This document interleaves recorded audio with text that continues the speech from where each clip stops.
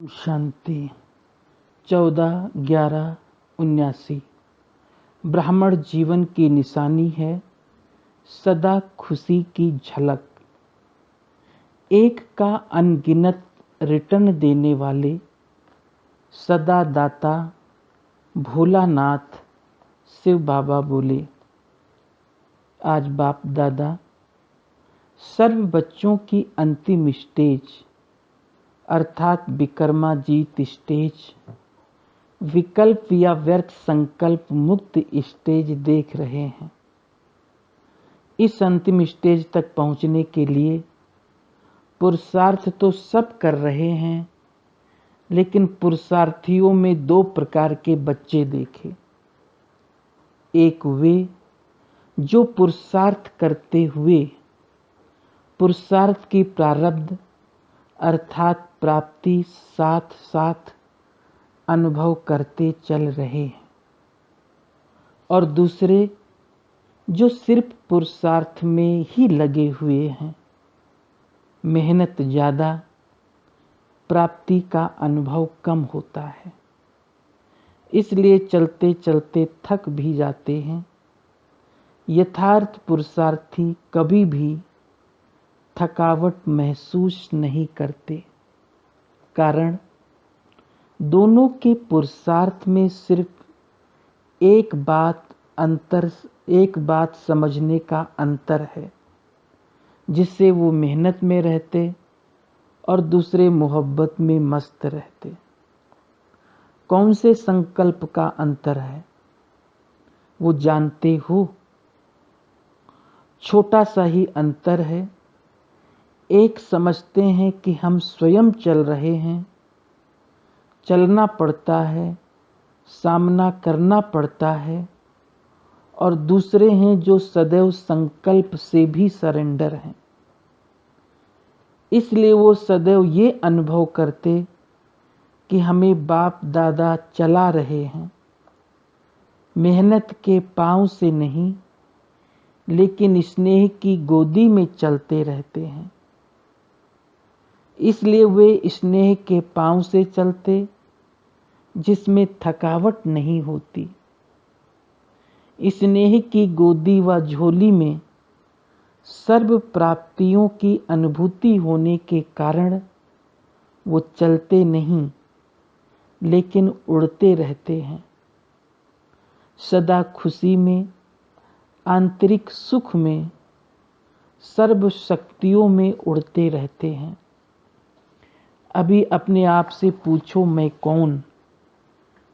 संगम युगी ब्राह्मण बच्चे जिएंगे, चलेंगे हर कदम में स्नेह की गोदी में।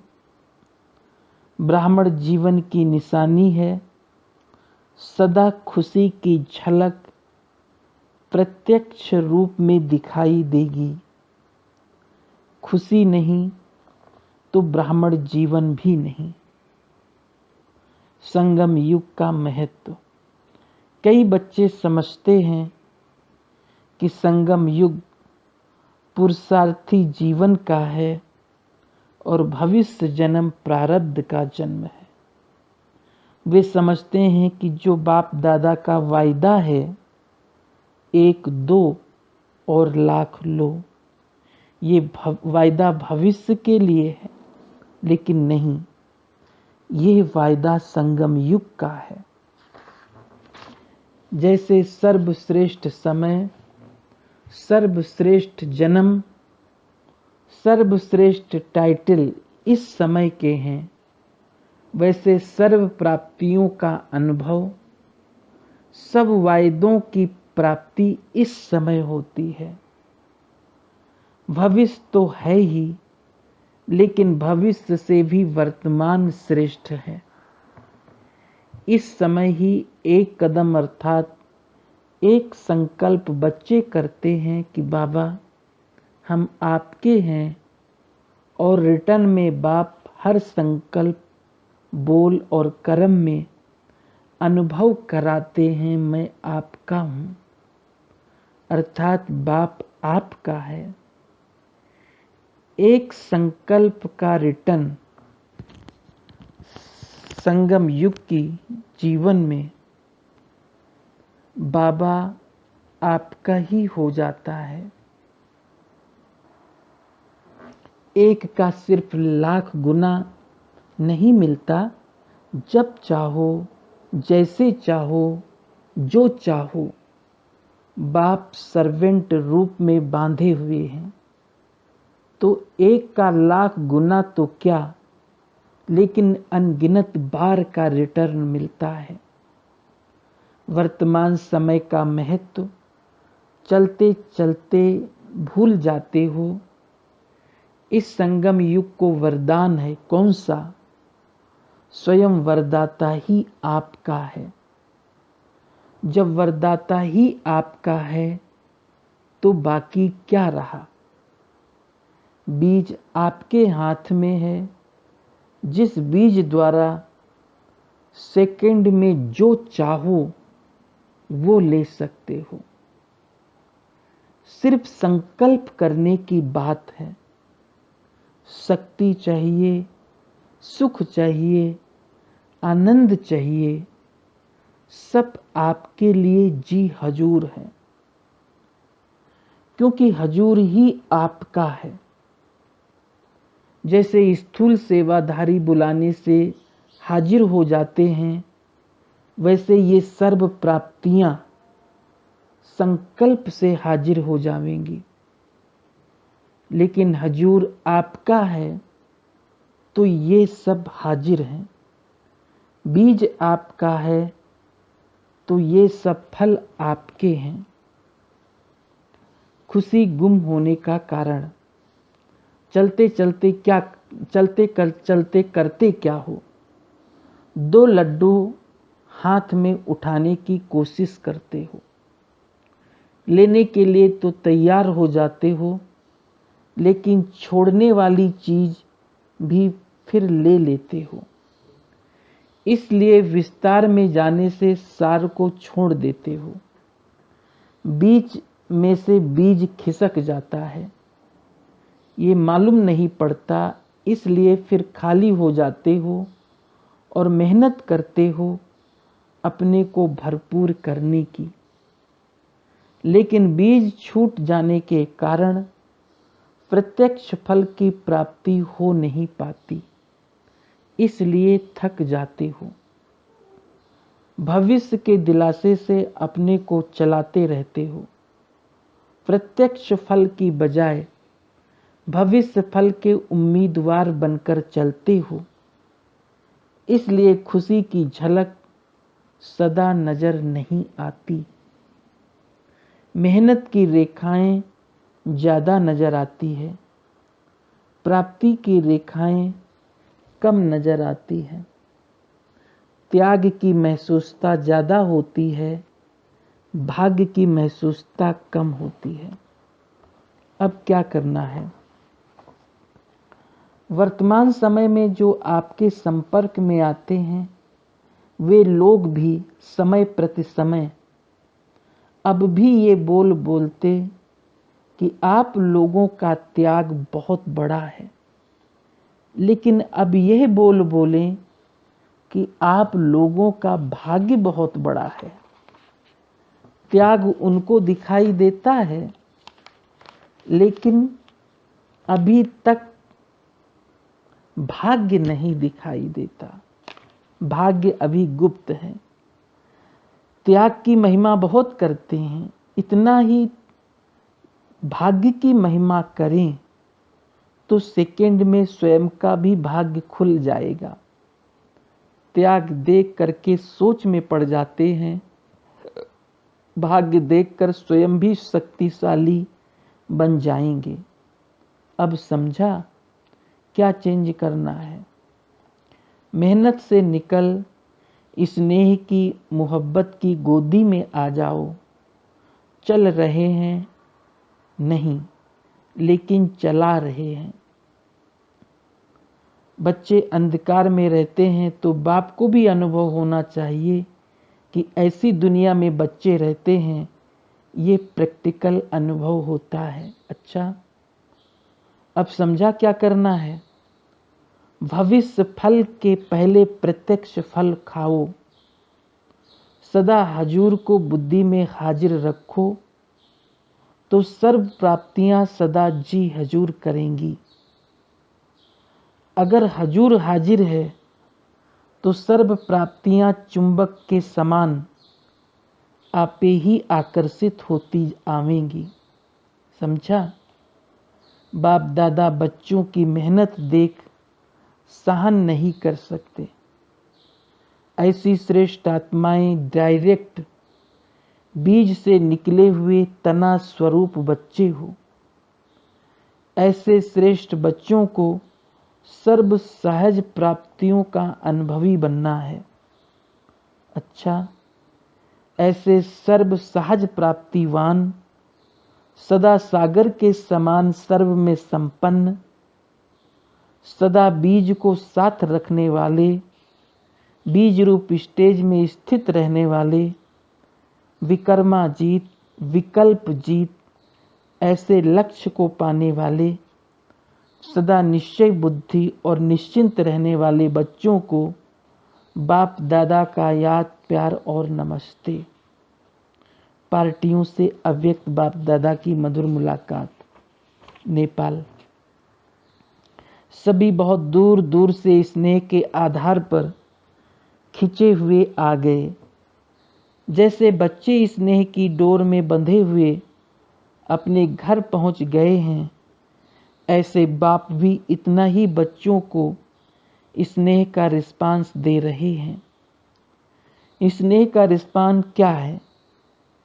स्नेह का रिस्पांस है सदा अथक, सदा सफलता मूर्त। कभी भी माया आवे तो ये स्थान, ये दिन, ये घड़ी, ये बाप का वरदान याद रखना, तो वरदान से माया मूर्छित हो जाएगी। आप लोगों के देश में भी ऐसे जंत्र मंत्र बहुत करते हैं ना, तो आप भी इस जंत्र मंत्र से माया को मूर्छित कर देना। बाप ने बच्चों को जन्मते ही कौन सा वरदान दिया है?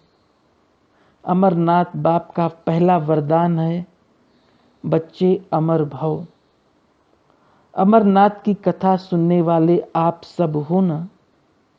ये खुशी होती है कि हम सब का यादगार अब तक भी चल रहा है। कल पहले का यादगार अभी भी देख रहे हो। अमरनाथ में आपका ही यादगार है। एक एक बच्चे की कितनी महिमा करें, जितनी आप सब ने द्वापर से बाप की महिमा गाई है, उतनी बाप अभी बच्चों की गाते हैं।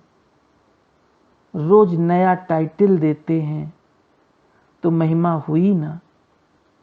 बहुत बहुत लकी हो जिन माताओं को दुनिया वालों ने ठुकराया, उन्हें बाप ने ठाकुर बना दिया।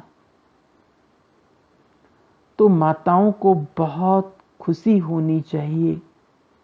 खुशी में चलने से थकावट फील नहीं होगी।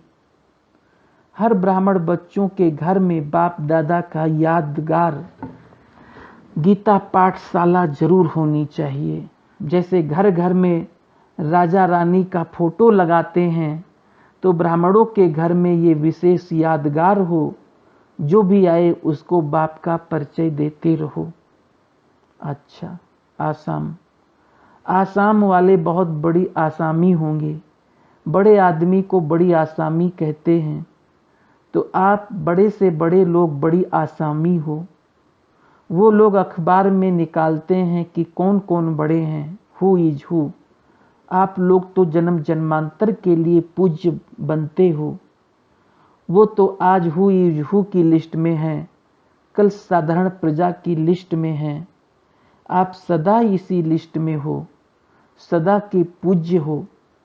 आधा कल्प चेतना में पूज्य के रूप में हो, आधा कल्प चैतन्य में पूज्य के रूप में हो, आधा कल्प जड़ चित्र के रूप में पूजे जाते हो। सारा ही कल्प हु इज हु हुए। ऐसा नशा रहता है कि हम बहुत बड़े लोग हैं। किसी भी प्रकार की समस्या कमजोर तो नहीं बनाती। महावीर हो। बाप दादा भी बच्चों को देख खुश होते हैं कि कैसे कल्प पहले वाला अपना भाग्य ले रहे हैं। कल्प कल्प के तकदीरवान हो। ऐसी तकदीर कभी किसी की बन नहीं सकती। तो ये नशा और खुशी निरंतर रहे। बिहार सदा बहार में रहने वाला बिहार है। सदैव अपने को ऐसे अनुभव करते हो जैसे ऊपर से अवतरित होकर साकार सृष्टि में सेवा के लिए आए हुए। जो अवतार होते हैं उनको क्या याद रहता है? जिस कर्तव्य के लिए अवतरित होते हैं वही कर्तव्य याद रहता है। अवतार आते ही हैं कोई महान कर्तव्य करने के लिए, तो आप भी किस लिए अवतरित हुए हो? विश्व परिवर्तन के कर्तव्य के लिए। तो सदा ये याद रहता है, कभी भी रहते आपका मूल कर्तव्य, कहाँ भी रहते आपका मूल कर्तव्य विश्व परिवर्तन का है। चाहे कोई भी धंधा करो, घर का कार्य करो, लेकिन याद क्या रहना चाहिए?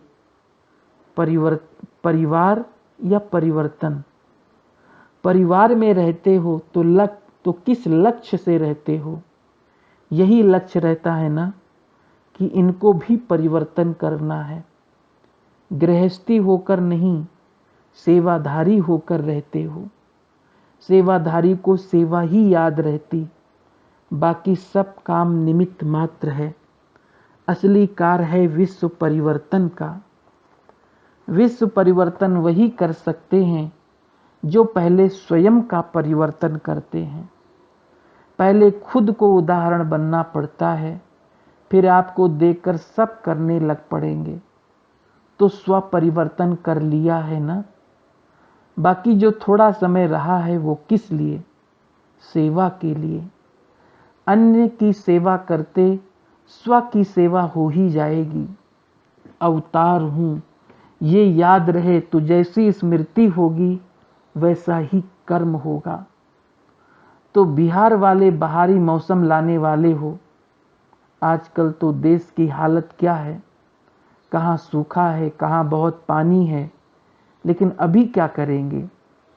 सदा बाहर लाएंगे। आपका ऐसा कर्तव्य देख सब आपको आशीर्वाद देंगे, सब नमस्कार करने आएंगे। अभी तो कोई कोई गाली भी देते हैं क्योंकि गुप्त हो ना। जब प्रत्यक्ष होंगे तो आप ही सब नमस्कार करने के लिए आएंगे। जितनी गालियां देते हैं उतने पुष्प चढ़ाएंगे। एक गाली के बजाय कितनी बार फूलों की मालाएं चढ़ानी पड़ेगी। जैसे बाप ने बहुत गालियां खाई तो पूजन भी इतना ही होता है ना। ऐसे जितनी गाली खाएंगे उतने बड़े पूज्य बनेंगे। इसलिए घबराना नहीं। मालाएं तैयार हो रही हैं। बंगाल, कलकत्ता निवासी क्या प्लान बना रहे हैं? मेले तो बहुत किए, अभी क्या सोचा है? अभी हर वर्ष में कोई नया प्लान बनाना चाहिए। कलकत्ता भक्ति मार्ग में भी मशहूर है। वहाँ की विशेषता है बलि चढ़ने की। जैसे भक्ति मार्ग की बलि मशहूर है, वैसे ज्ञान में महाबलि चढ़ने वाले ज़्यादा होंगे ना। एक तरफ भक्ति का फोर्स, दूसरी तरफ ज्ञान का फोर्स। मेले के साथ अभी और कोई विधि अपनाओ। जितना बड़ा कलकत्ता है उतनी बड़ी आवाज़ हो। पुरानी गद्दी का स्थान है तो और कोई ऊंची आवाज़ निकालो। अच्छा, हर एक रोज अपनी चेकिंग कर तीव्र गति को प्राप्त कर रहे हो। संगम युग पर ही चढ़ती कला का चांस है। रोज अपनी चेकिंग करो। सिर्फ चल रहे हैं ये नहीं, लेकिन किस गति से चल रहे हैं।